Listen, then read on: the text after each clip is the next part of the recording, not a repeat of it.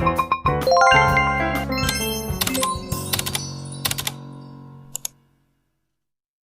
maaf sebelumnya Pak telah mengganggu waktunya. Perkenalkan, nama saya Rizka Ayu Aryani, jurusan PGSD dari Universitas Mataram. Kedatangan saya kemari bertujuan untuk mewawancarai Bapak untuk memenuhi mata kuliah profesi kependidikan. Apakah Bapak berkenan? Silakan kita perkenalan. Makasih Pak. Di sini saya ingin bertanya, bagaimana proses perekrutmen Bapak di sekolah ini? Jadi proses rekrutmen sehingga Bapak dulu menjadi CPNS dan PNS gitu ya di sekolah ini, memang prosesnya sangat panjang untuk yang tahun ini kan. Awalnya dulu kita mengajukan lamaran kan, kita mengajukan lamaran dan itu semuanya serba online ya, serba online kan. Kita mengajukan lamaran lewat online. Kemudian setelah kita nanti terdaftar sebagai pelamar ya, kemudian nanti kita akan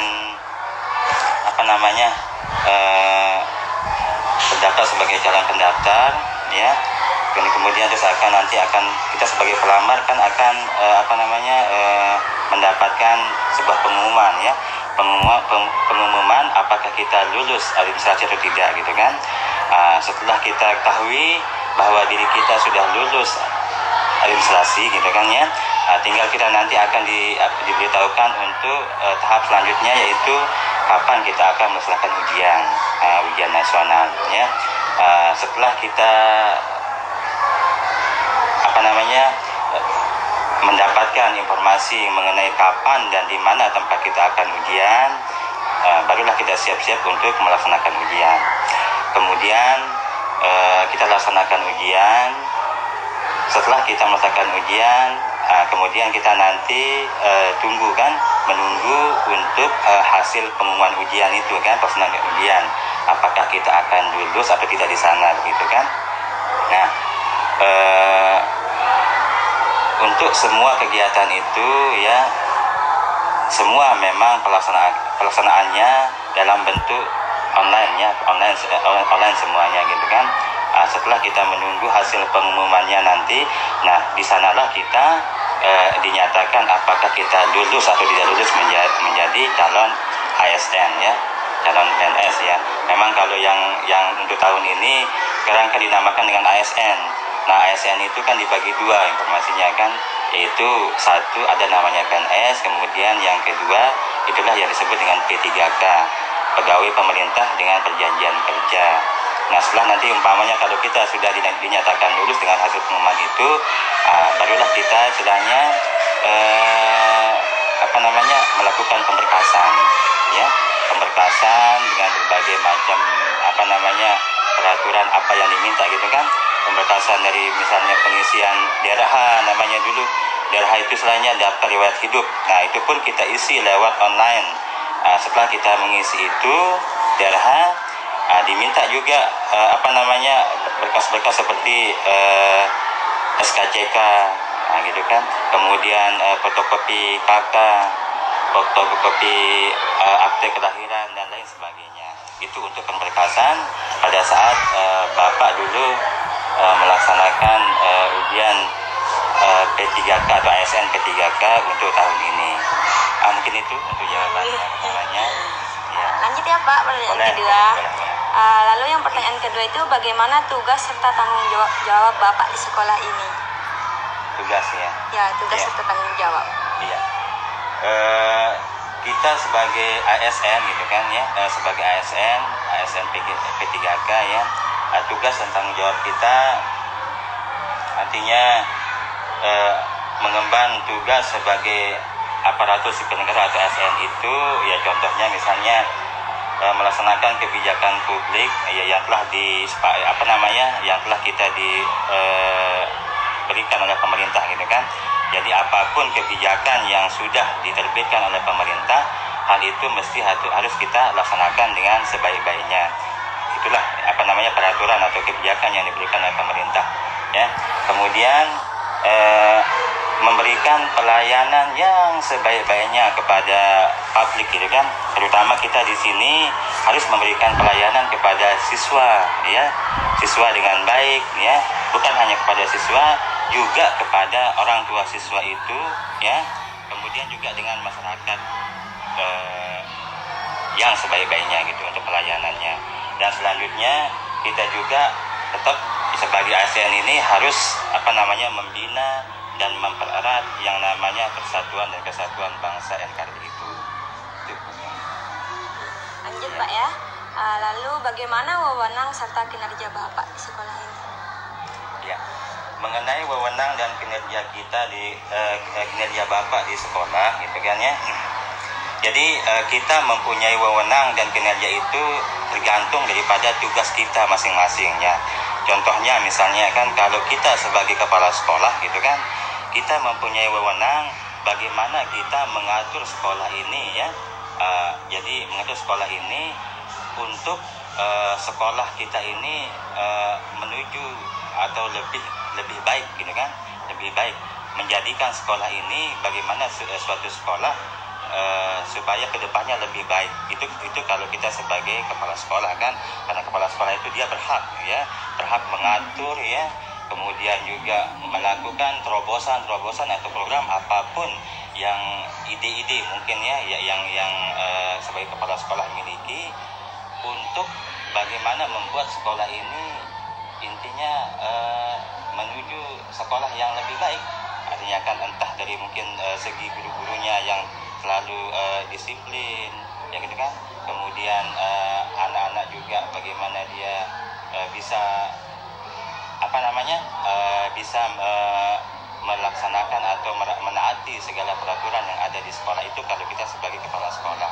Kemudian kalau wewenang kita mungkin sebagai guru di sini kan, bagaimana kita mendidik gitu kan, mendidik dan mengajar anak didik kita di sini. Intinya sebetulnya kalau kita jadi guru itu kan ada dua tugas kita kan, artinya bukan hanya mengajar tapi juga mendidik. Nah, dan mendidik ini lebih sulit daripada mengajar kan. Kalau yang namanya mengajar itu kita hanya bisa menyalurkan sebuah ilmu kepada anak-anak atau mentransfer ilmu itu kepada anak-anak. Sedangkan kalau mendidik itu, nah di sana kita istilahnya bagaimana membentuk pola karakter anak didik itu supaya dia menjadi pertama akhlaknya yang mulia. Atau intinya seperti bahasa kuliahnya itu bagaimana kita memanusiakan manusia. Nah itu yang paling sulit di mendidik itu. Jadi kalau mengajar gampang ya, kita misalnya memberikan pelajaran kepada anak, umpamanya materi ini, kemudian menjelaskan kepada anak sudah cukup, sudah sampai di sana. Tapi kalau mendidik, nah itu yang paling yang paling sulit untuk dilaksanakan, dan memang itu tugas kita sebagai pendidik ya, harus kita laksanakan kepada anak-anak. Intinya anak-anak dengan pendidikan yang kita berikan supaya mereka dari apa yang tidak tahu menjadi tahu ya kan. Kemudian dari misalnya akhlaknya yang tidak baik ya, kemudian menjadi baik ya. Bagaimana misalnya dia kalau ketemu sama guru-gurunya gitu kan, bagaimana semestinya harus bersikap gitu kan. Kalau misalnya berbicara bagaimana yang sopan, pokoknya hal-hal yang istilahnya untuk mendidik anak didik kita supaya mereka kedepannya besok mempunyai akhlak yang mulia atau budi pekerti yang luhur tinggi. Seperti itu mungkin jawabannya. Lanjut Pak. Seperti apa sistem penggajian di sekolah ini serta berapa tunjangan yang didapatkan oleh Bapak? Memang kalau penggajian kita untuk ASN ya, kalau penggajian ASN itu istilahnya biasanya kan itu ada gaji pokoknya kan. Gaji pokok itu sudah kita ditentukan ya berdasarkan SK ya, berdasarkan SK yang kita dapatkan pada saat kita diberikan oleh pejabat yang berwenang ya. Jadi ada gaji pokok, kemudian ditambah juga dengan ada tunjangan-tunjangan ya. Nah tunjangan-tunjangan itu mulai dari tunjangan beras gitu kan. Kemudian kalau kita sebagai laki-laki yang sudah berkeluarga dan sudah punya istri gitu kan, dan anak-anak, nah ada juga namanya tunjangan istri, kemudian juga ada tunjangan anak-anak ya, anak-anak. Begitu kalau mengenai sistem penggajian untuk ASN atau PNS. gitu. Begitu. Iya Pak, lanjut.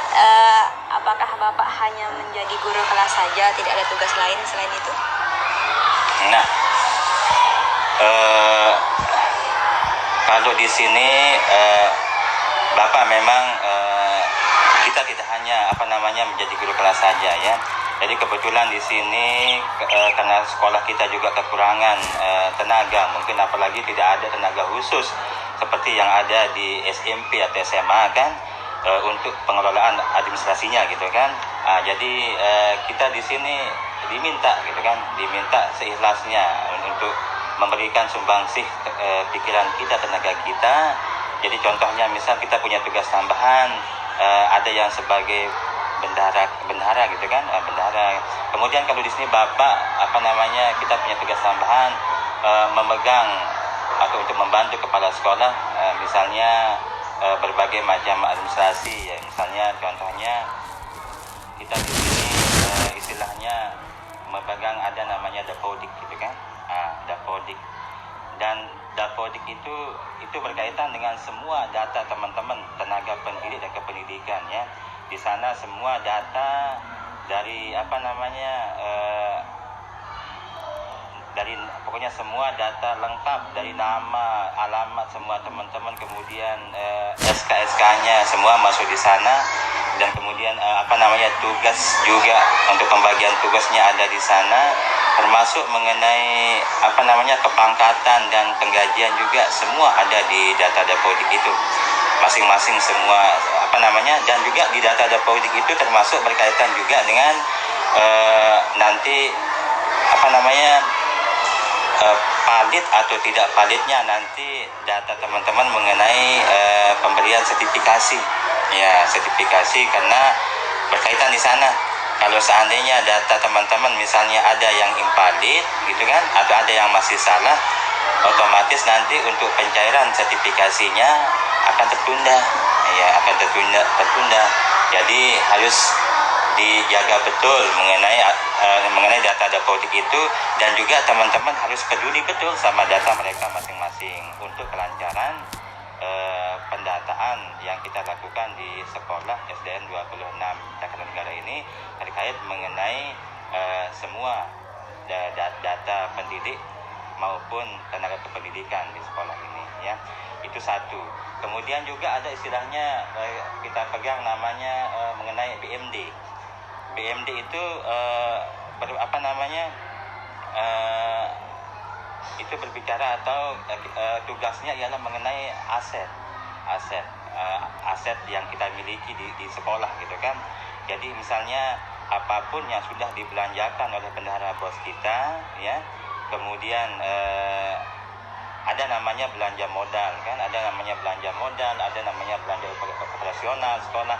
Nah, belanja modal yang nilainya sangat besar, misalnya contohnya seperti pembelian komputer atau pembelian printer atau mungkin pembelian meja kursi, lemari dan sebagainya. Nah, itu mesti nanti akan kita masukkan ke data aset BMD ya, barang milik daerah namanya BMD, itu ada aplikasinya. Itu khusus itu salah satu bentuk juga tugas tambahan yang diberikan kepada Bapak ya untuk menangani masalah aset.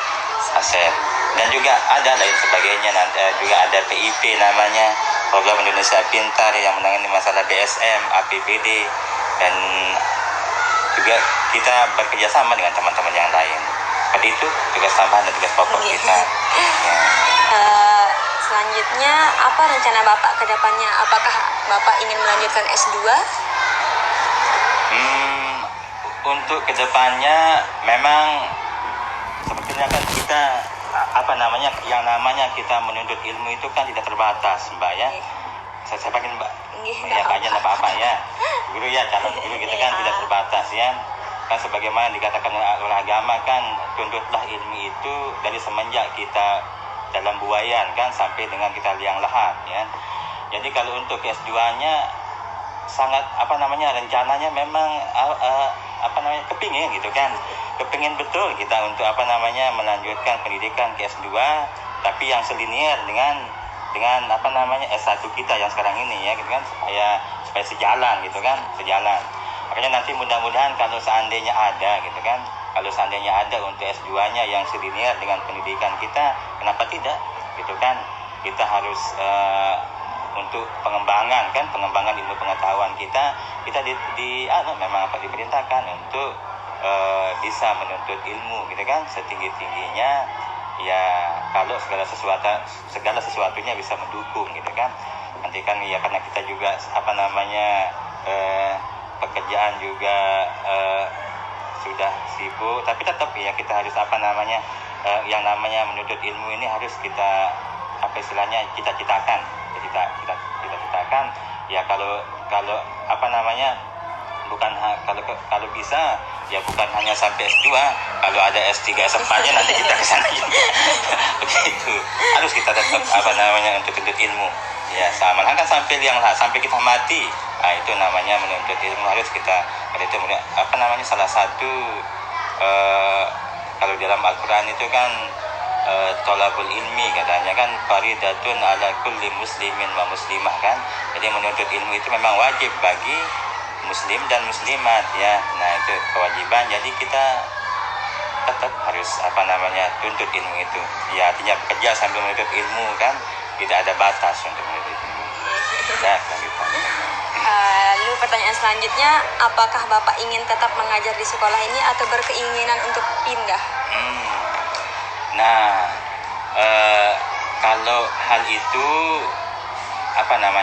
memang kalau kita lihat dari lokasi rumah, gitu kan, lokasi rumah memang sekolah ini yang paling dekat dengan jarak rumah Bapak, gitu kan, rumah Bapak. Jadi kalau untuk karena begini, untuk saat inilah kan, untuk saat ini enggak apa-apa lah di sini dulu, gitu kan. Tapi memang kalau untuk misalnya penyegaran, gitu kan, kemudian supaya mendapatkan sesuatu yang hal-hal yang baru, memang mesti kita harus nanti ada istilahnya mutasi, gitu kan, pemindahan, gitu kan. Tapi kalau Bapak sih tergantung pemerintah yang di atas nanti kan. Kalau memang misalnya pemerintah ya merasa mungkin bosan dengan kita di sini, atau kita tidak kepingin dipromosikan atau dipindah kemana, kita tergantung pemerintah. Nanti kalau misalnya ada SK untuk mutasi ya terlaksanakan, gitu kan. Tapi kalau belum ada SK untuk mutasi ya tetap kita di sini saja, tergantung pemerintah. Artinya bagaimana dia mengatur kita kan, karena kita punya atasan, kita punya pemerintah. Sebagai SN ini kan kita harus taat kepada atasan, gitu kan. Begitu mungkin kalau untuk yang mutasi atau masih atau tidak kita berkeinginan di sini, itu tergantung pemerintah yang memberikan SK. Ya kalau misalnya pemerintah nanti pada saat ada berita untuk pemutasian, kemudian kena ada nama kita di sana, yang mau bilang apa? Kita ikuti pemerintah, lanjutkan, sudah begitu. Lalu selanjutnya, apa saja keuntungan serta kendala Bapak mengajar di sekolah ini? Keuntungannya ya? Ya. Kalau mengenai keuntungan kita mengajar ya, keuntungan kita itu sebetulnya banyak sih keuntungan kita. Yang pertama kan tadi seperti yang Bapak bilang kan, bahwa lokasi sekolah ini, gitu kan, agak lebih dekat dengan rumah, gitu kan. Jadi cepat, gitu kan, untuk pulang perginya kan tidak terlalu memerlukan menghabiskan banyak waktu, gitu kan. Itu yang pertama keuntungan kita. Juga keuntungan Bapak di sini juga karena Bapak juga semenjak honor, gitu kan, sudah di sini, jadi sudah mengetahui betul, gitu kan, bagaimana siswa-siswi kita di sini. Kemudian juga sudah mengetahui betul bagaimana orang tua semua siswa-siswi yang ada di lingkungan masyarakat sini. Jadi kita sudah lebih akrab, gitu kan, sudah banyak bergaul dengan masyarakat di sekolah ini, khususnya di desa Dasan Cermen, gitu namanya kan. Jadi itu keuntungan Bapak. Kemudian yang kedua apa tadi? Kendala. Ya, kalau kendala Bapak di sekolah ini apa yang mengenai kendalanya ya? Kalau kendala kayaknya mungkin tidak terlalu ya, tidak ada gitu ya. Tidak, dia hanya data-data saja gitu kan. Tapi kalau mengenai misalnya kita menghadapi anak misalnya yang nakal atau ya yang itu kan semua sekolah kan pasti sama gitu kan, mengenai bagaimana kan memang begitu anak-anak kan namanya juga anak-anak memang ada kelebihan dan kekurangannya gitu kan anak-anak. Jadi kalau untuk kendala kayaknya kita semua sama untuk kendala yang dikatakan kendala apapun yang kita hadapi di sini, malahan kan kita itu nanti membuat kita untuk lebih dewasa gitu kan, bagaimana kita bisa timbul suatu solusi untuk bisa mengatasi sebuah kendala tersebut. Begitu. Pertanyaan terakhir Pak. Ya, yang terakhir ini yang saya tunggu-tunggu nih. Yang terakhir ini. Pertanyaan terakhir, apa yang Bapak ketahui tentang 4 kompetensi guru yang profesional? Iya. Jadi mengenai 4 kompetensi guru yang profesional itu gitu kan, istilahnya kalau guru itu kan mesti yang guru yang profesional itu kan semestinya kan yang pertama dulu kepribadiannya kan. Jadi kepribadian kita sebagai guru itu semestinya kan menjadi guru yang sederhana gitu kan, yang sederhana, yang bersahaja. Karena kita sebagai guru ini kan sebetulnya kita sebagai panutan kan, sebagai uswah, sebagai toladan ya bagi anak-anak didik kita ya. Jadi kesederhanaan itu mesti kita tanamkan dari diri kita gitu kan. Jadi boleh lah misalnya kalau seorang guru itu kan berpenampilan, jangan kita berpenampilan misalnya kalau yang perempuan nanti penampilannya kayak Syahrini misalnya umpamanya kan, atau misalnya lagi ada penampilan kayak Luna Maya umpamanya kan. Nah itu kan kayak artis itu kan ya, seperti itu kan. Jadi kita sebagai guru misalnya maaf yang umpamanya kan kita kembali ke yang perempuan saja kan. Kalau perempuan juga misalnya kalau yang mau pakai pakaiannya yang sopan gitu kan. Kemudian apalagi alhamdulillah kan dengan peraturan pemerintah yang ke depan ini kan semua pakai jilbab gitu kan. Semua pakai jilbab untuk yang perempuan. Jangan bukan hanya untuk guru tapi kan untuk anak didik kita yang perempuan juga memakai jilbab. Nah itu menanamkan bahwa kesopanan berpakaian gitu kan. Nah supaya tidak menimbulkan sesuatu hal-hal yang tidak diinginkan gitu kan. Di segi menutup aurat kan kita dituntut oleh agama kan gitu kan. Nah itu kepribadian yang kita miliki. Kemudian istilahnya ada namanya pedagogik gitu kan. Pedagogik itu kan dulu. Udah kelihatan ya? Ya, pedagogik itu kan bagaimana kita bisa memahami siswa-siswi kita gitu kan, peserta didik kita ya, memahami segala kemampuan yang dimiliki oleh peserta didik kita. Lagi sekali saya katakan bahwa siswa-siswi kita ini kan pasti mereka masing-masing mempunyai kelebihan dan kekurangan ya. Kemudian juga bagaimana kita memahami bagaimana latar belakang keluarga mereka kan, segala sesuatu yang berhubungan dengan mereka. Kemudian kita juga bisa memahami peserta didik dalam memberikan suatu pembelajaran ya, suatu pelajaran di kelas ya. Kemampuan mereka bisa menangkap suatu ilmu pelajaran. Kita juga bisa memberikan ilmu pengetahuan kepada peserta didik kita dengan bagaimana caranya supaya mereka bisa cepat untuk memahami pelajaran itu. Nah itu misalnya suatu pedagogik. Kemudian juga ada namanya kompetensi sosial ya. Nah kalau kompetensi sosial ini bagaimana kita bisa langsung mempunyai sikap sosial gitu kan, sikap saling berkomunikasi dengan peserta didik. Kemudian juga kita bersikap sosial dengan sesama tenaga kependidikan dan pendidik di sekolah ini ya. Sampai juga bagaimana kita bersosial dengan orang tua anak-anak peserta didik dalam masyarakat. Nah sampai di sana kita dituntut untuk bersosial ya, bersosial. Seorang guru itu jadi bukan hanya kita mengetahui kepribadian anak saja gitu kan. Jadi kita juga lagi sekali Bapak katakan bahwa kita harus menunjukkan sikap sosial yang baik kepada teman-teman pendidik dan tenaga kependidikan, juga kepada anak-anak, sampai juga kepada orang tua anak-anak ya, yaitu dalam masyarakat ya. Nah, kemudian kompetensi yang terakhir yaitu namanya kompetensi profesional ya, profesional.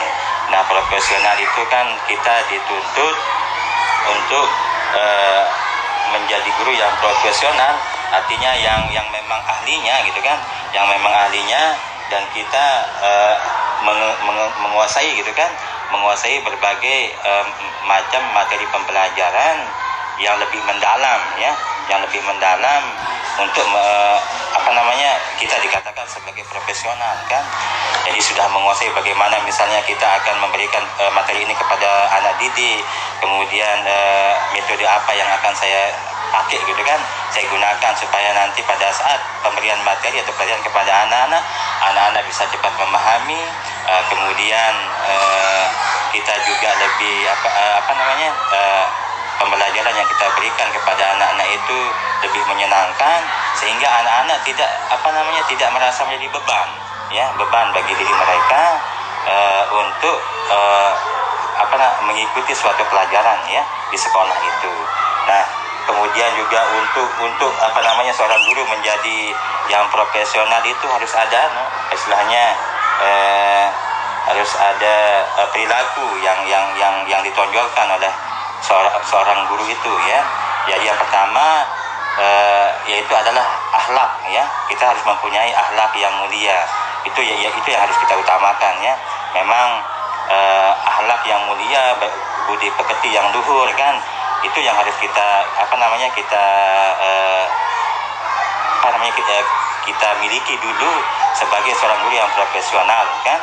Karena memang kalau kita tahu dulu kan bahwa Rasulullah kan Nabi kita kan, dia juga diutus kan tujuannya untuk menyempurnakan akhlak yang mulia kan. Jadi manusia itu akhlaknya dulu diperbaiki ya, akhlaknya diperbaiki. Kalau sudah akhlaknya bagus, akhlaknya baik, nanti insya Allah semua yang lain akan mengikuti seperti itu ya. Itu akhlak ya. Kemudian yang kedua, kita harus menjadi seorang guru yang profesional itu harus mempunyai kemampuan untuk mendidik dan mengajar anak dengan baik ya. Itu yang kedua, untuk menjadi guru profesional ya. Kemudian yang ketiga, kita harus mampu berinteraksi ya dengan peserta didik dan juga dengan orang tua anak peserta didik dengan baik ya. Dan itu yang untuk menjadi guru yang profesional. Dan banyak lagi lain contoh-contoh atau syarat kita menjadi guru yang profesional. Karena mungkin hanya sebagai contoh hanya 3 bagian itu saja tadi yang Bapak sebutkan ya. Jadi mungkin hanya itu jawaban ya, hasil jawaban dari Bapak ya yang bisa Bapak berikan kepada Mbak Ayu ya Mbak Ayu, calon guru kita. Semoga bermanfaat apa yang Bapak berikan ya. Cukup sekian mungkin. Iya Pak, berhubung sudah dijawab semua, saya ucapkan terima kasih banyak sudah membantu mengerjakan tugas profesi kependidikan. Sama-sama ya. Makasih banyak Pak. Ya, banyak. Oh ya, Allah.